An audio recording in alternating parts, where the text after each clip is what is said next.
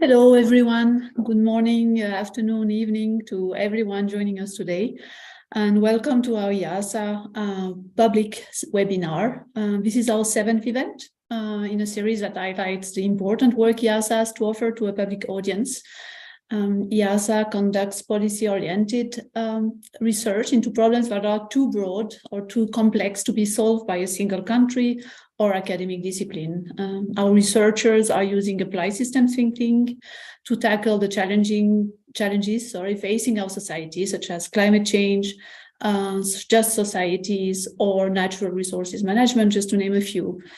They partner with other scientists, governments, local entities to create a broad understanding of the issue that concerns us all. They deliver important scientific information that is then used at different levels of government to make decisions on the future of our society. And we believe that this information should be available to all, and we are also interested into a new perspective, which is why we launched this series of webinars. It's a conversation with IIASA experts, which begins with some presentations, and we will have 3 today, and then is open to a Q&A where we hope you will be able to participate. We will send a short survey around at the end of the event, and we would hugely appreciate if you could fill it in, if you take a few moments to fill it in. I will be your moderator today. My name is Goujon. And with my team, I'm happy to welcome you to this webinar. And first, our first speaker is Marina Andrijevic. She worked as part of the IIASA Energy, Climate and Environment program. She mainly works on scenario of socioeconomic development and their future further integration into integrated assessment frameworks, focusing particularly on what drives society's capacity to adapt to climate change. As part of this and relevant what we will be talking today, she developed scenarios of gender equality as part of the shared socioeconomic pathways.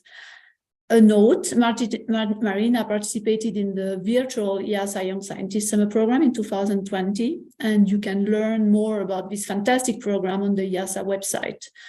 Marina will be talking about why it's important to have women in science, and I think I'm already convinced by that. Marina, the floor is yours. Thanks so much, Anne. Hi, everyone. Thanks also to our organizers, to Cherry, Peyton, Jody, Monica, and everyone who had a great idea to celebrate the International Women's Day in this fashion. I will be talking about something that we've started working on in the ECE group, which concerns our understanding exactly of what Anne already said of the socioeconomic drivers of society's capacities to tackle big issues such as climate change. And in this context, I will today focus on what innovation and gender equality as 2 of the key drivers of these capacities have in common. I will start with a historical instance in which innovation and gender equality played a role in achieving a big societal leap. And this has to do with the space race, which played out between the US and the Soviet Union in the 60s. And some scholars, this is partly anecdotal, partly scientific, but some scholars have pointed out that the Americans got worried when they realized that the Soviets had female scientists in their ranks and ambitions to send women in space. So when they perceived this as a threat, Americans understood that what the advantages are of having the so-called double brain power in solving problems. And as part of this, they allocated special funding to promote women's scientific training as part of the so-called National Defense Education Act. And something related, some of you might have seen in the, by now, I guess, iconic film Hidden Figures, in which we've learned that some of the key calculations that launched the astronaut John Glenn into space were exactly made by women. And but Soviets indeed managed to send the first woman in space. And here on picture, you see Valentina Tereshkova, who was the first and the youngest woman having flown a solo flight in space. But with this in mind, I would like to go even further back in history, where we see that this was not exactly a new idea. So this understanding that society's best brains can be capitalized on if we achieve gender equality was also something that John Stuart Mill and Hala Taylor Mill, his wife, thought about back in the 19th century. So they together wrote a book called The Subjection of Women, in which they argued that the moral and intellectual advancement of humankind would result in greater happiness for everyone. Back then, in the 19th century, Mill argued that the inequality of women was a relic from the past. I'm not sure if we can say something like that even today, unfortunately. And I put here a quote of, so this thinking was really remarkably advanced for this time. But unfortunately, in some ways, these ideas are still extremely relevant today.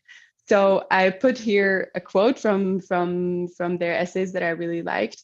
And what's important here for my talk today is that they argued that ideas and potential of half of the population would be liberated. This would produce a great effect on human development overall. And now, having this in mind, we then do another travel through time. Now, 150 years later, gender equality can also be contextualized within the most pressing problem of today, climate change. And indeed, gender equality and climate change have quite a few links in common. And the literature on this is growing, and there's more and more understanding on the numerous ways in which gender, or in which climate change is gendered. And I will summarize them in two very broad categories, which on the one hand is vulnerability. So we have good understanding that women tend to be more vulnerable from when being exposed to different types of climate extreme events or consequences of climate change. And this doesn't have to do with anything intrinsically vulnerable about women, but about social norms and practices in place that render them more vulnerable. This vulnerability also plays together with the lack of access to resources that women are facing. So here we're speaking about lack of access to finance, to information, to institution, which all together create inadequate capacity of women to adapt to climate change. So one side of this, and there are a lot more examples of how vulnerability is differential, gender differential. And I will just leave it there and talk about the other side of the story, which is that climate change can also be gendered in the solution space. So there's some research, or actually quite a lot of research dealing with whether there are gender differences in attitudes and behaviors with regards to climate change. Some are asking whether women are more climate friendly. I'm not going to go so much into that, but I will focus on the second part, which has to do with education and skills. So with again, going back to Mill, going back to the space race, with this understanding that expanding of society's capabilities to mitigate and to adapt to climate change can be helped by removing barriers to education in all regions, in all fields. So with this argument could a little bit be summarized that I'm not going to go too much into what is it about women. It's rather what is it about a society that enables equal access to education and employment also to women. What does this society look like, and what signs of progress does such a society show? And in this context, I will talk a little bit about my own research, which focused specifically on the relationship between innovation and gender equality in science here on the sample of OECD countries. So When I talk about innovation and gender equality in science, I'm mostly focused on the STEM fields, so science, technology, engineering, and math, which is not to say that technology necessarily is the panacea to climate change, but we do need it, and we do need innovation. And the argument here is that expanding the pool of talent working on these issues helps us speed up innovation, technological development, and acceptance, and so on. So I wanted to substantiate this argument that innovation in general and environmental technologies specifically benefit from gender equality. And this is also something that it's not just us in the ECE program thinking about, but the International Energy Agency also recognized that there's a missed opportunity for innovation that stems from this unequal participation of women in energy and in patenting and other indicators of innovation. And I will now walk you through a couple of graphs and some results.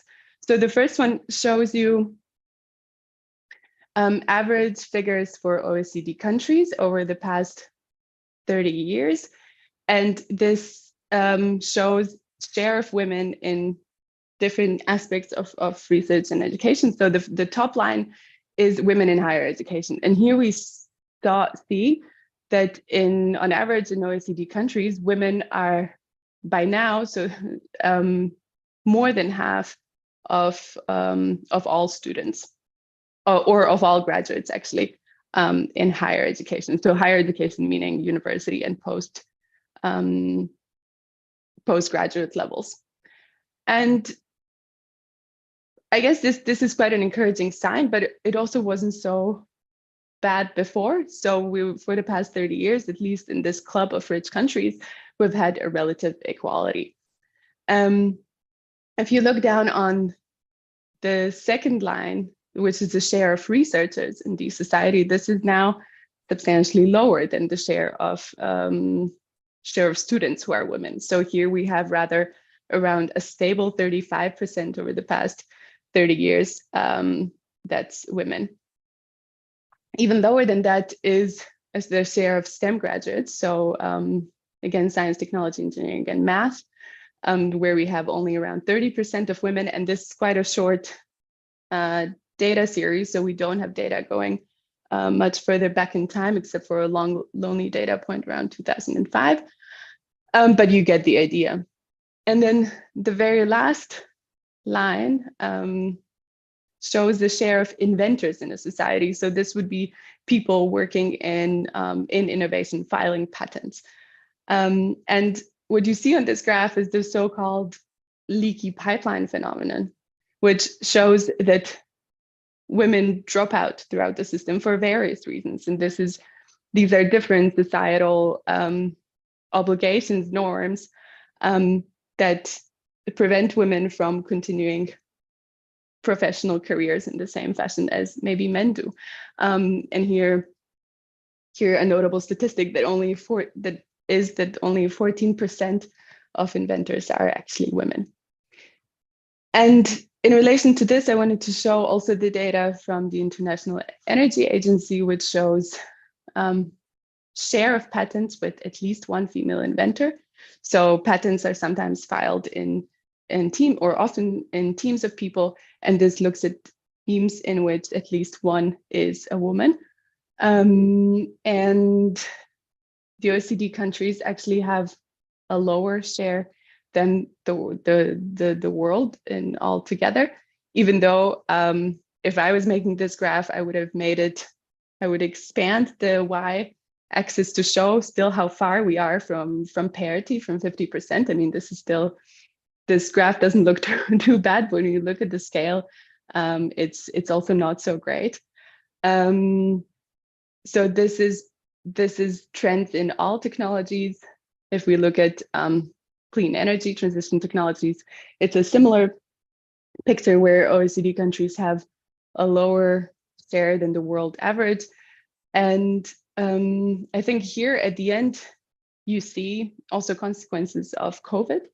And this plays into some research that found that it was women and early career scientists that disproportionately suffered in COVID because work-life balance became extremely blurry, I guess, for men too, but we've found that women suffered more. And I think this is what you also see here on this graph with a sharp decrease of female inventors or teams with female inventors in the world.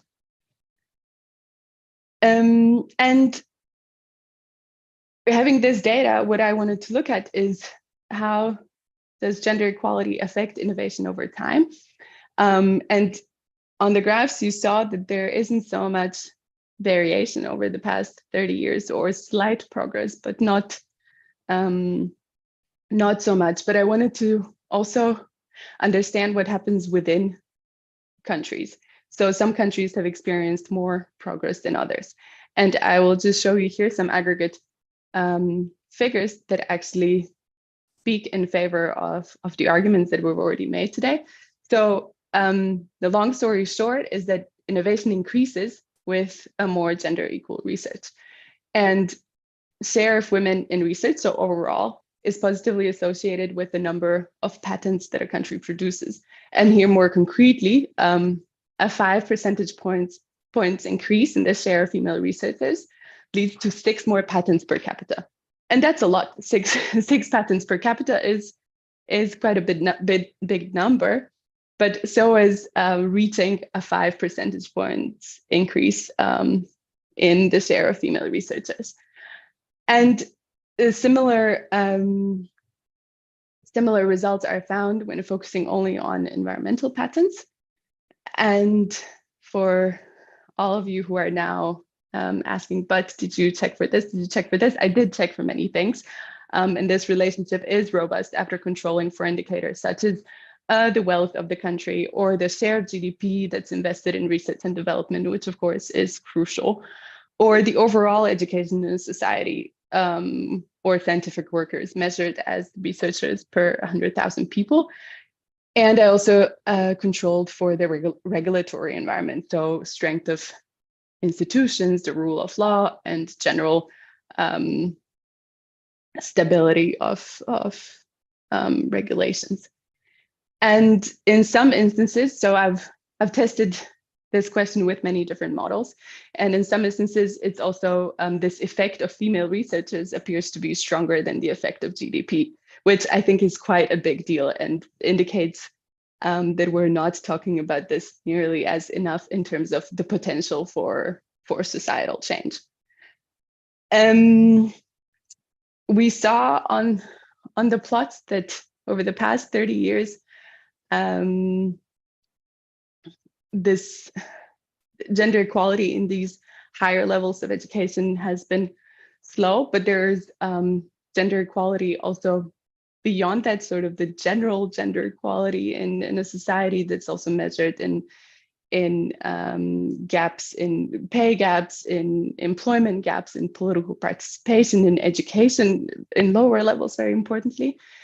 And this is something that I've been looking at in some of my previous work, and here I want to show you the possible scenarios of gender equality in the future, because this is scenarios, if you work in climate change research, you know, are a very important tool for imagining future societies and thinking about different what if scenarios of the future. And in this context, I wanted to show you different possible futures of gender equality. And this is from a paper we published in 2020. And back then, or back when we worked on the paper, the most recent data was for 2017. And here you see the share of girls affected by gender inequality was more than 70% globally.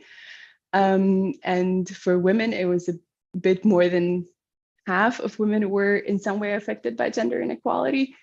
And this is drastic, of course. And Anne will, I think, later talk about why this could be. I mean, there are extremely young populations in countries that exhibit very high levels of gender inequality. But the point of this is that this could also change. So depending on what choices we make in terms of access to education and closing gaps in employment or in political participation, we can see very fast changes in the different scenarios of socioeconomic development.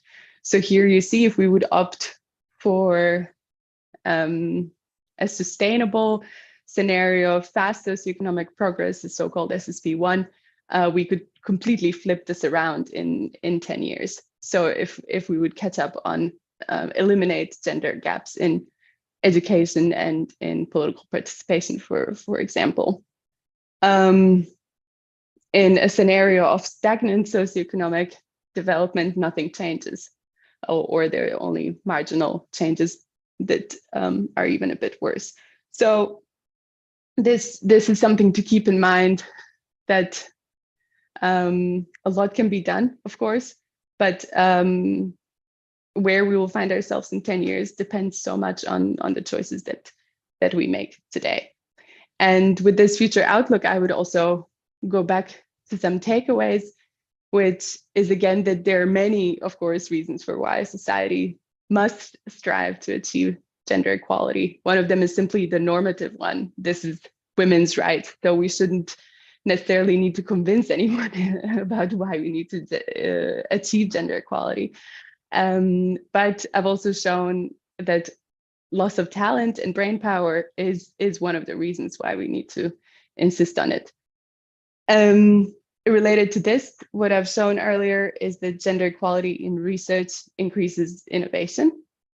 And at the same time, doing research in this field is a bit difficult because we don't have the counterfactual. So we don't have a world of gender equality where we would be able, and it's very difficult to conduct research in such a setting when you don't know at all what how your experiment might turn out. And John Stuart Mill also thought about this, and he said that we don't know what women are capable of because we don't let them try. And so we can't even make a big statement without knowing all the evidence.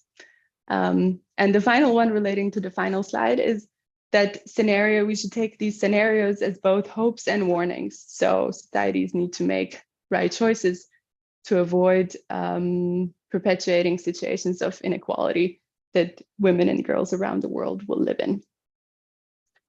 And with this, I will thank you for your time and hand back to Anne. Thank you very much, Marina, for this compelling presentation. Very, very nice. Please use the Q&A to post any questions or comments that you have for Marina, and we'll take this after the two presentations that we have. But next is Thomas Schinko. He's a senior research scholar and the research group leader of the Equity and Justice Research Group in the IIASA Population and Just Societies program. He is also a regular lecturer at the University of Graz and the Joint Genia Institute. His main research interests are at IIASA are in the area of comprehensive climate risk management and just transitions. He focuses on the assessment of socioeconomic impacts of climate-related risk and their distributional effects, the identification of just and inclusive climate risk management strategies, the understanding of risks and risk perceptions connected with climate change mitigation and adaptation options, and the ethical and political economic aspects in the context of a just transition towards a sustainable future. This long sentence to say that his plate is rather full. Thomas will be talking us through his work on empowering young people amidst the climate crisis. Thomas, the floor is yours. Yeah, thank you, Anne, and welcome to our webinar. Also, thank you to the whole IIASA team behind this webinar, and it's a pleasure to be part of this webinar today. Let me get going. Okay, so my colleague Marina now has just presented an example of research on education. we're doing a lot of research here at IIASA on education. What are the impacts of improving gender equality, education in general, in different contexts? But we are also doing research projects where we work with education. And I'm now going to present two transdisciplinary projects in which science collaborates with education.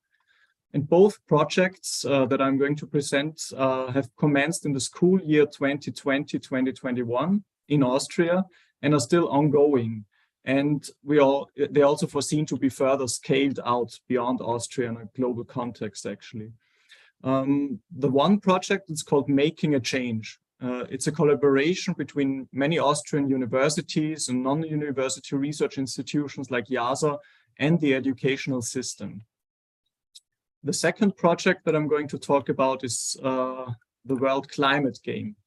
And the World Climate Game is based on an idea developed together with the Austrian foundation Weitblick, which is more or less foresight in English, where a team of game developers worked together with scientists like me to develop an interactive educational simulation game around the issues of climate change and global sustainability.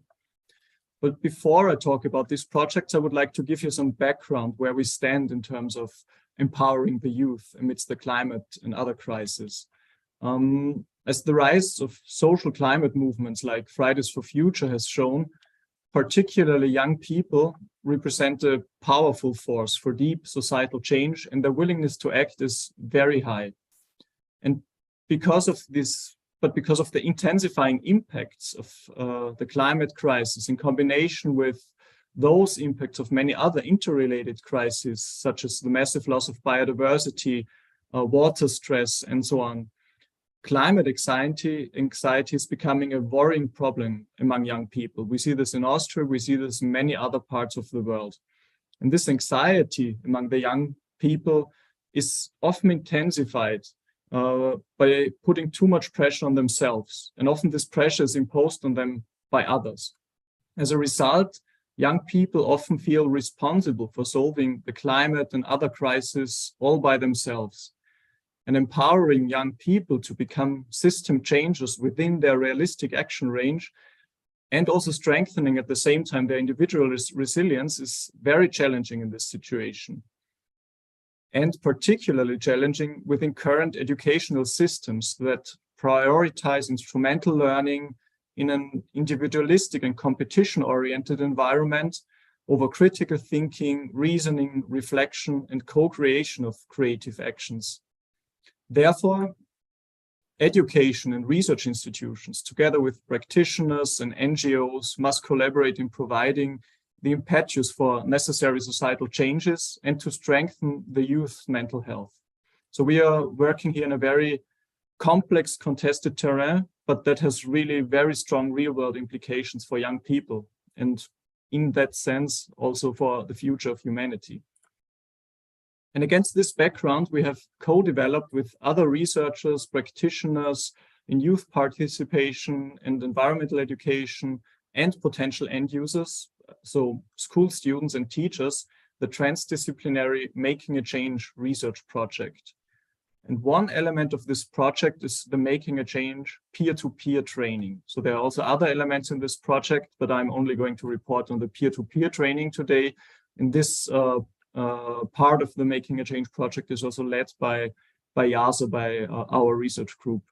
And the Making a Change peer-to-peer training sets out to build up climate competences in schools and provides complementary interpersonal and social skills for enhancing self and response efficacy. So we'll talk a bit more about the specific tools and methods we are using, but it's not only telling young people what science knows about the climate crisis. And it's fascinating to see that the young generation knows a lot about the climate crisis already. So facts are not the most important thing. The most important thing is really, what can we do? That's the question we always get. The final product of this research project should be a standardized open access peer-to-peer training concept. So the aim is really to develop a peer-to-peer training that can be used in an open source way all over the world to do something similar. And it's also a research project at the same time. We want to evaluate how these kind of transformative science approach, the peer-to-peer training, what does it actually mean in reality? Does it enable real climate action, or what are the eventual effects on the young generation? And this empirical evaluation is still ongoing. And we have a PhD student plus 2 master students who are exactly working on this evaluation of the implementation of these trainings that we develop. And the peer-to-peer training incorporates a variety of actors, each with their specific role that can be categorized in 4 clusters. So the first cluster are the school students. That's the most important stakeholder group in our project. And they are trained as climate peers to become champions, change makers in schools for climate change and sustainability related issues. And how do we do that? We have over a school year, we have 4 one-day workshops. And this is encompassing knowledge enhancement and soft skills. And these trainings have been co-designed by researchers, practitioners, civil society organizations, teachers, and students. So we really wanted to make this relevant and useful for end users. The second stakeholder group that is involved in this project is the group of university students.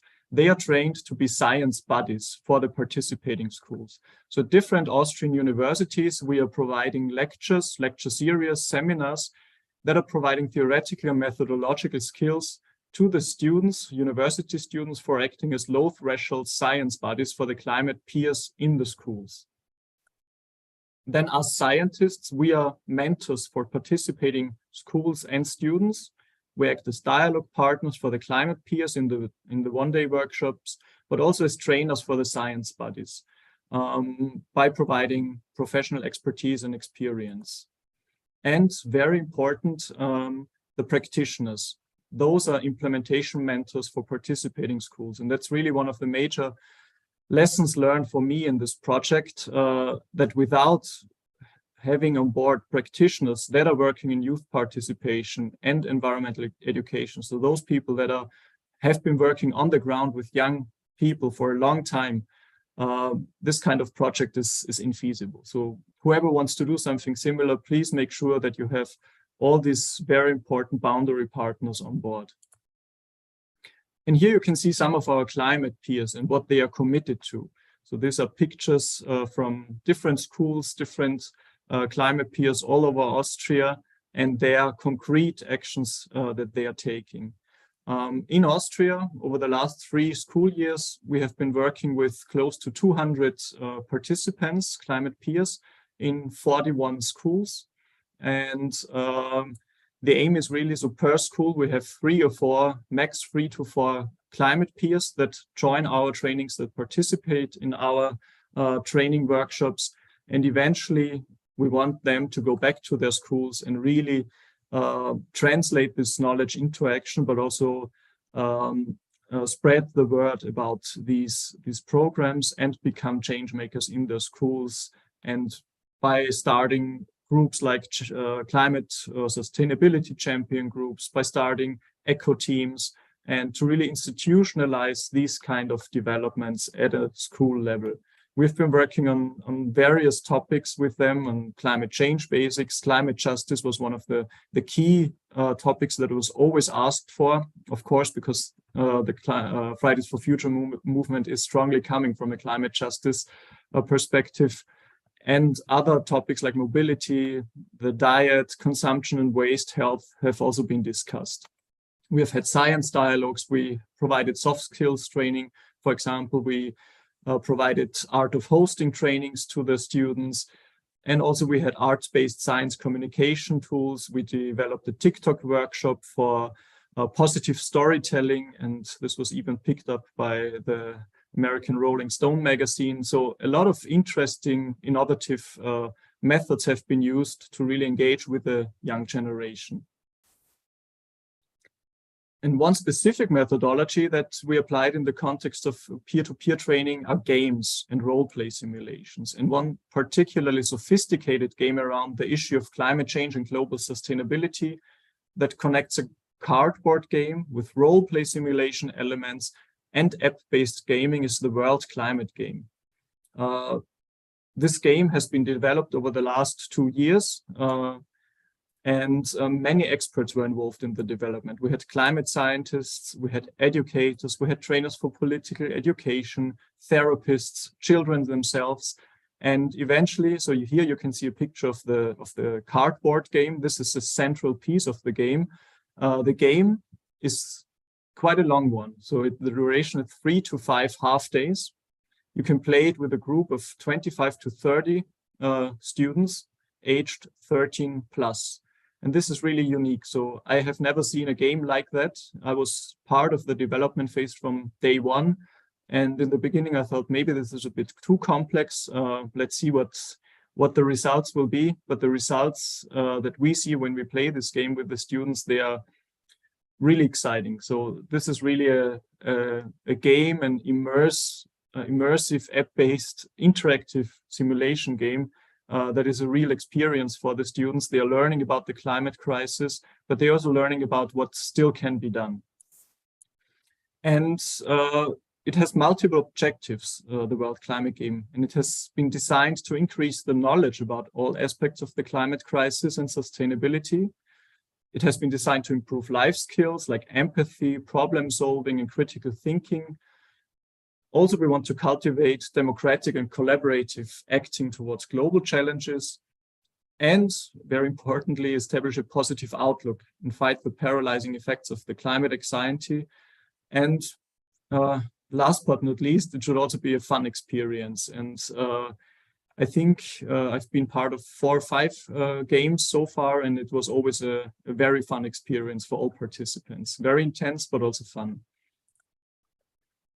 So I said we developed this game over the last 2 to 3 years. In 2022, we did a lot of testing and adapting the game, which is now being finalized in the early phases of 2023. And then we will produce this game and launch it in Austria in August. Then we will build a network of facilitators, a train the trainers program. And in next year, the game should be translated into English. And we are also thinking about scaling out this game beyond Austria, beyond the global North context, actually going in the global South context. And summing up some preliminary findings, because both projects are still ongoing, but bringing both projects together, we see a very strong indication that making a change peer-to-peer training and the World Climate Game support students' critical thinking and awareness of the climate crisis. It enables the participants to reflect about their own stakes and opportunities, but importantly also their limits in the context of sustainability transformations. And we see that it also provides a new sense of agency, empowerment, and skills for transformative action at the personal, but also at the collective and societal level. And the scientific evaluation of its effectiveness is still ongoing. And I'm really curious to also learn about these empirical results on our peer-to-peer training and the World Climate Game. And with that, thank you for listening to me, to us, and I'm happy to take questions later on. But for now, back to Anne. Thank you very much, Thomas, for this very engaging talk and for presenting the project it is based on also, which is also very, very interesting. Now, I would like to offer a short bit about myself. Unfortunately, I have to introduce myself. I'm the IIASA Population and Just Societies Program Director.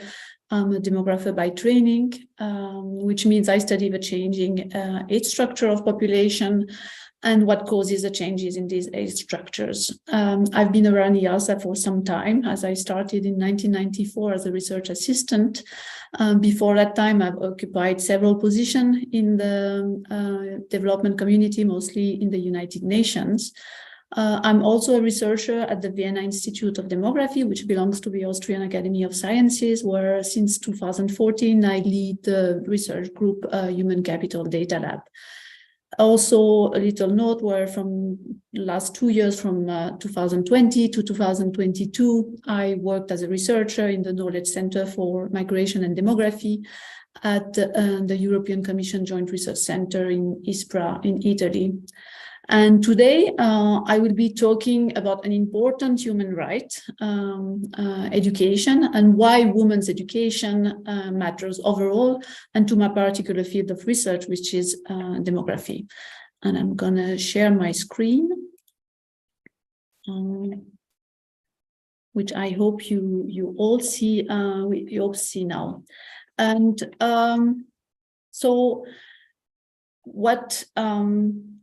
So before I go into the matter of why education is very important for my field of research, I would like to highlight one important fact that was also talked about by Marina, is the fact that the spread of education takes a long time. It's a very lengthy process. And this is when you educate the children in school, and then when they leave school, whether it's at the age of 15, it's at the age of 20, or at the age of 25, then they are stuck with their level of education, more or less, unless they take adult education, and they keep that education for the rest of their lives.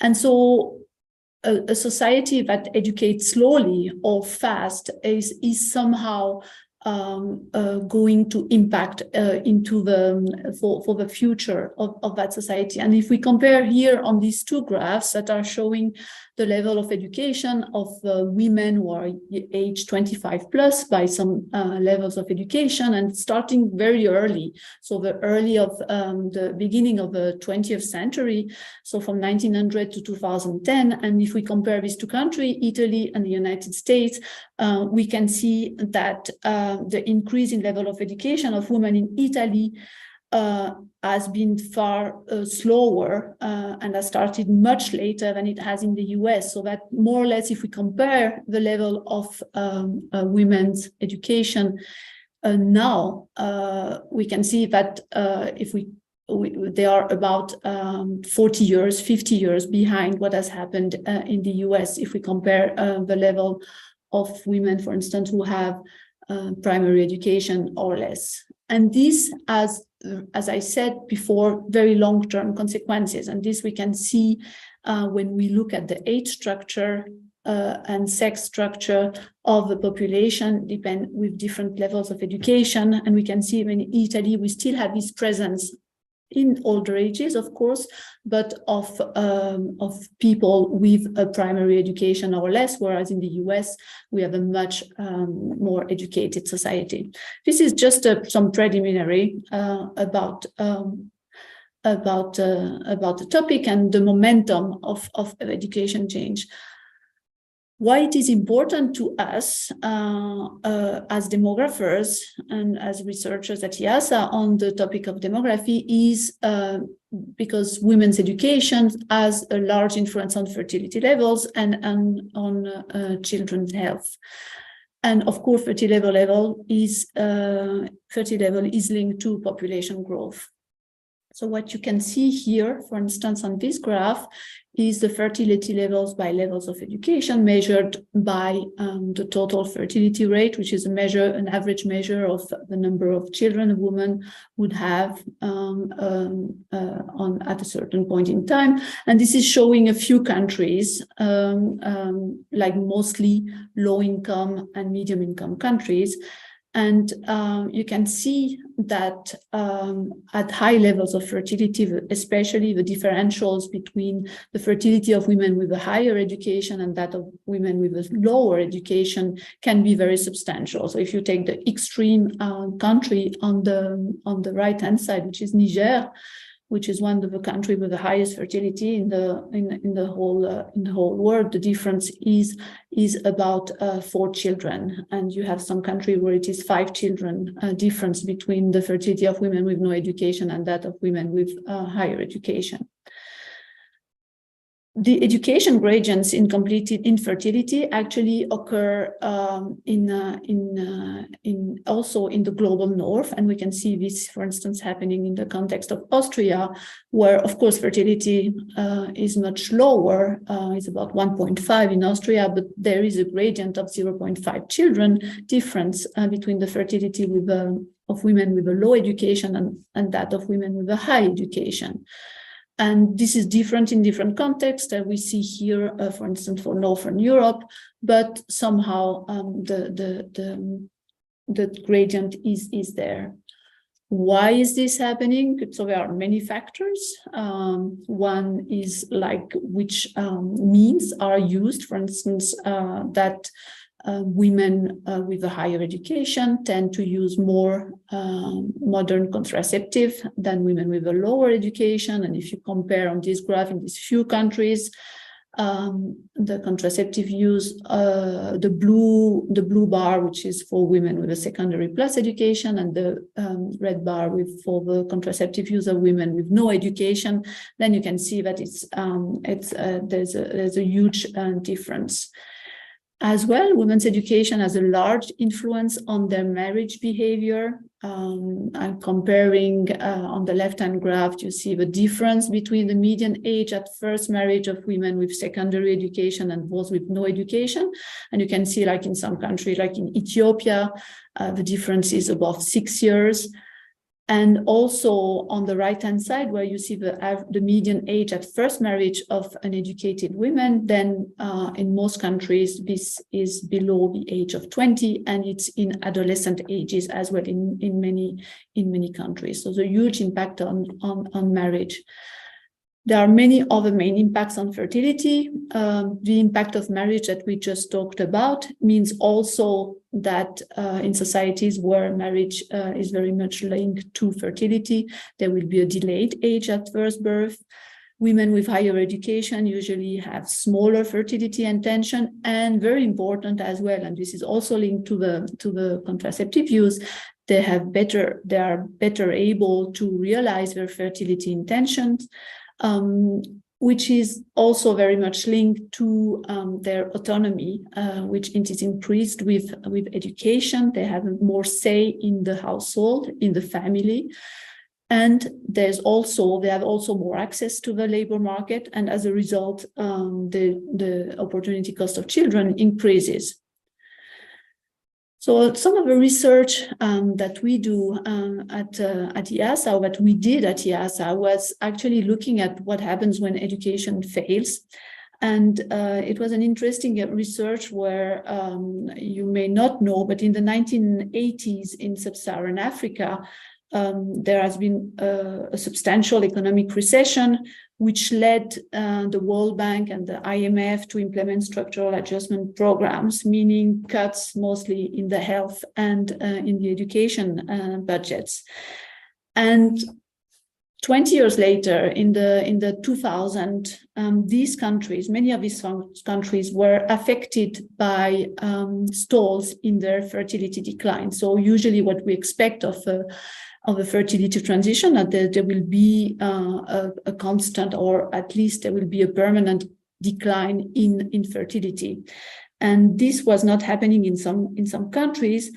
And through our research, I mean, using modeling and so on, we could partially, I insist on partially, linked these decline in this stall in fertility decline to the impact of these programs, or this recession, or this decline in education in 20 years earlier, which were affecting women, I mean girls in school more than boys as well, because when a family has to choose between sending the boy and the girl in many settings, they would send the boy to school.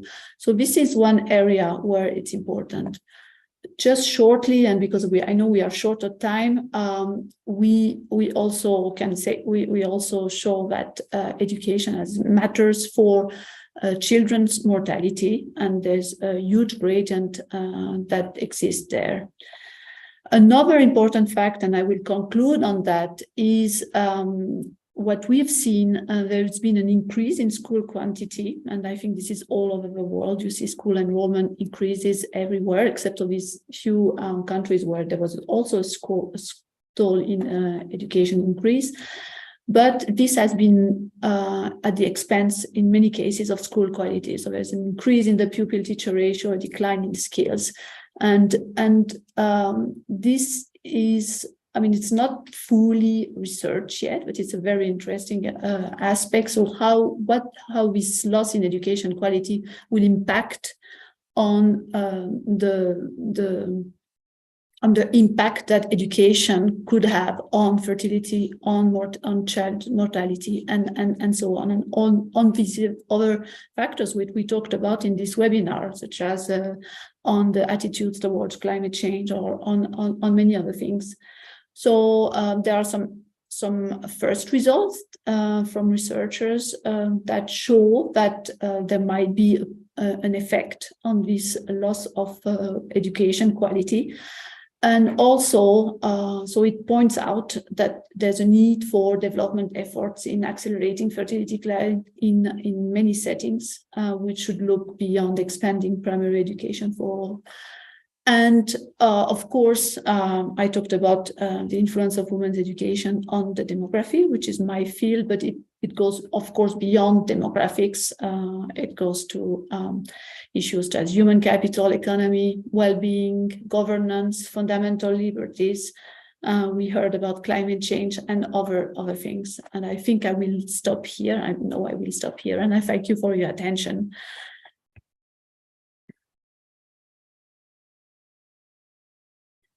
It's a bit odd that I have to. So thank you, Anne, for this very interesting presentation. And we are now opening, and I know we ran a bit longer than we thought we would. So we have less time for the chat, but we have a few questions in the chat already, in the Q&A. Sorry. So I think the first question is one for Thomas, and I think, Thomas, you can read it as well. Mary Kavanagh is asking how you could engage with younger children. So, I mean, the children you were talking about were more high school children, I suppose. Are there resources available for working with younger children? Yeah, thanks for the question. And yes, there are resources available. So they are not coming out of our Making a Change project, but as a first step in this project, we also did a very comprehensive review of existing material, what is out there and what can be used. And there we found quite some material that can already be used in kindergarten times.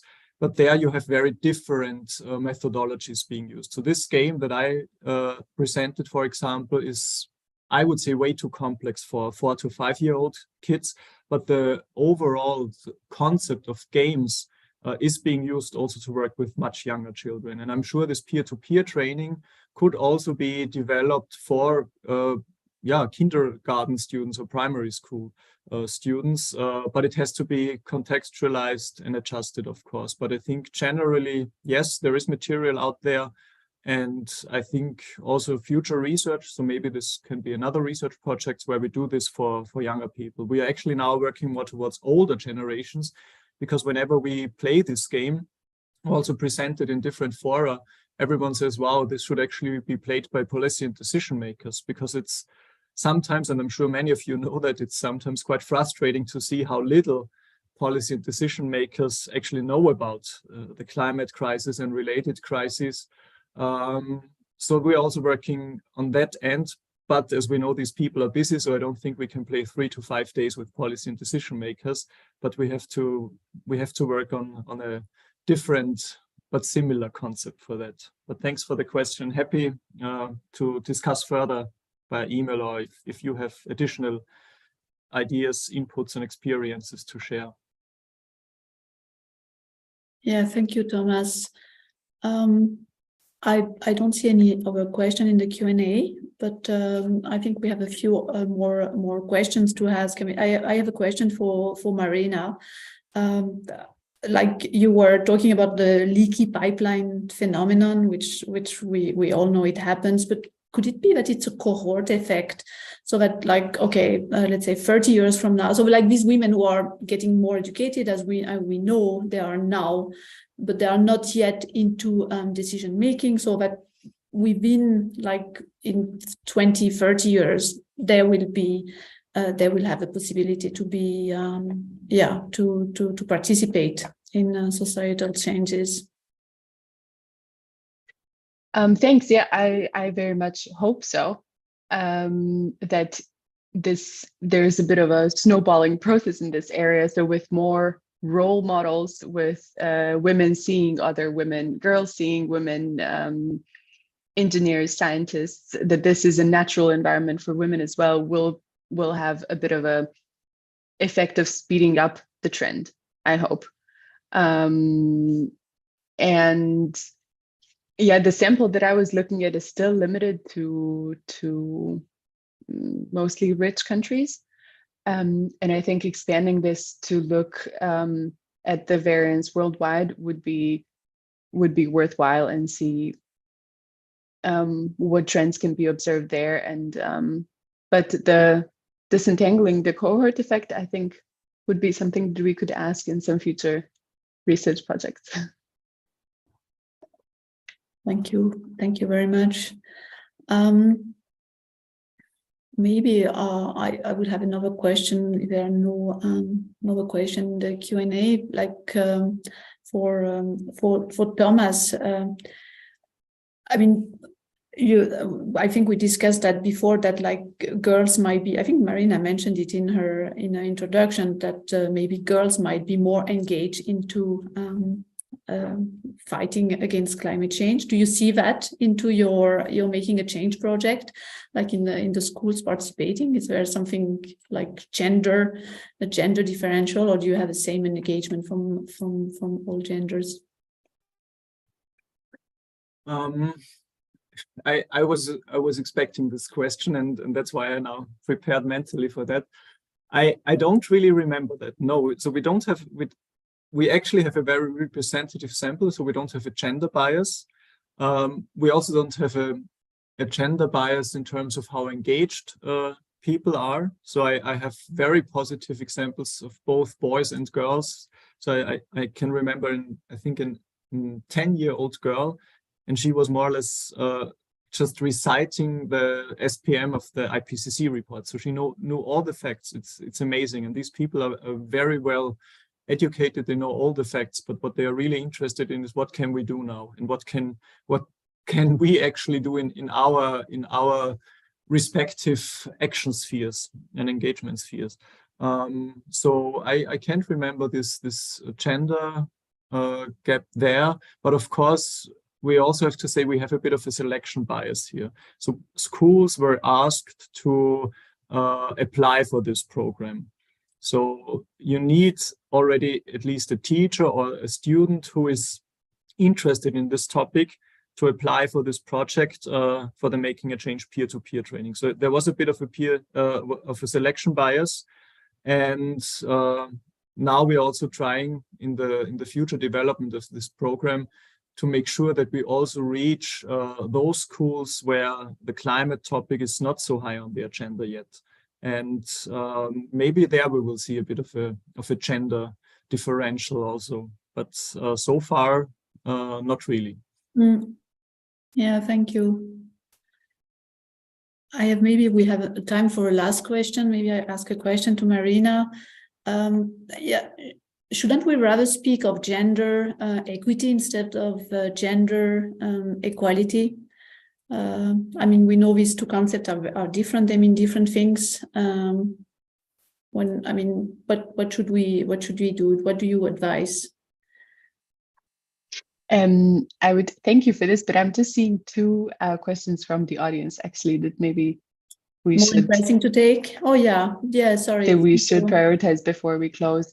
Oh yeah. So I see one from. Maybe I'll just go ahead and read it. One from. Yeah, read it. Go ahead.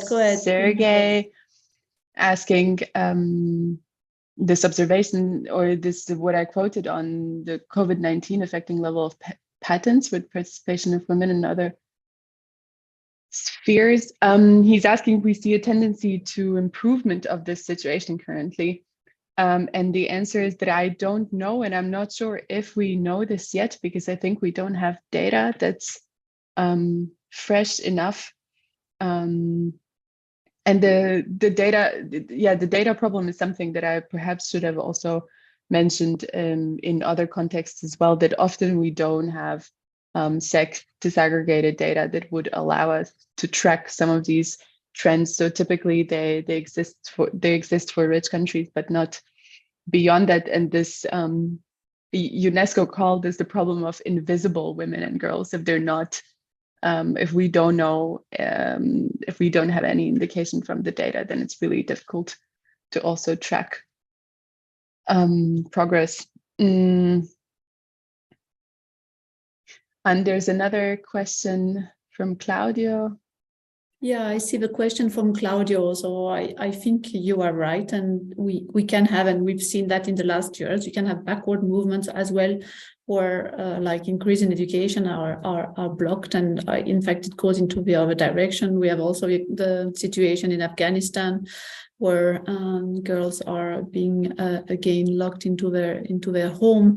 So I mean, this is the issue of governance, I think, which is very much which is needed. So it's like education in a void, and will not happen most likely, but it also doesn't have a huge impact. So there's also a need for a governance that would tackle the issues and increasing spreading education and changing content of education. So I don't know if my colleagues want to add something to this issue.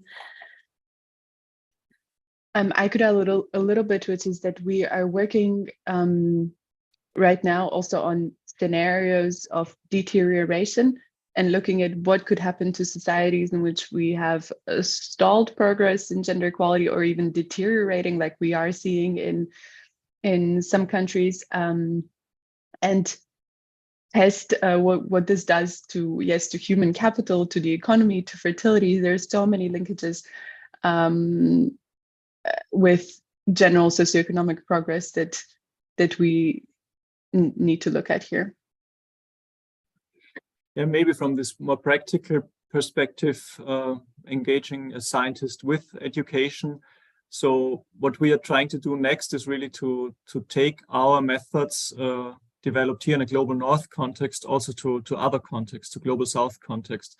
And we are very much aware that it's completely infeasible to just take what we have here and try to implement it, for example, in Claudio, in your context. So it has to be contextualized. One has to understand the framework conditions there. And I'm pretty sure we might go to prison in some parts of the world if we did what we did here in Austria. At the same time, I think one thing we can learn from what we did here, because also the educational system is not perfect in Austria. So we came in as intruders, more or less. So we did not go this official way through the educational system, but we came in as an add-on to the educational system. So our students also participated on weekends, for example, in the peer-to-peer training. And maybe this is also an option to improve or to offer alternative educational elements in very different contexts, like the one you described, Claudia. Always keeping in mind that this might even become a dangerous situation for the students themselves and for the practitioners. But this really means contextualizing, being very much aware of the situations and really collaborating with all parts of society. So as I said in my presentation, it's important to work with practitioners who really understand the situation, work also with community leaders, work with NGOs.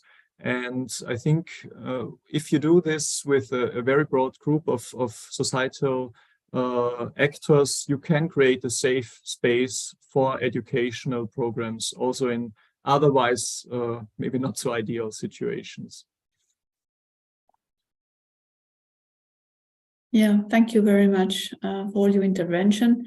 I think we have reached the end of this webinar. I don't think we need a wrap up. Actually, we've seen that education is key for making a change, for population growth, for climate change. We should pay attention to the content of education. We should pay attention how to make sure that it enables innovation and gender participation in innovation. So I think we made our point, and we'll keep researching. And I thank you very much for joining us today. A video of this webinar will be available on the IIASA website and YouTube channel, so feel free to check those. We will also share the links that have been mentioned in the talk. I hope you have learned and discovered more about education and science today. We count on your opinion to improve our future events, so please answer our survey that will pop up in your browser after you leave this meeting. This survey is anonymous, of course, and the results will just help us to improve for our future events. I would like to thank as well the people who help us in the background, Jody, Cheryl, Monica, and Pavel. Thank you very much. It was a pleasure working with you. We hope to see you all again at our next IIASA webinar on 31st of May, 2023. And follow IIASA on social media for updates. Have a wonderful day. Thank you. Bye-bye.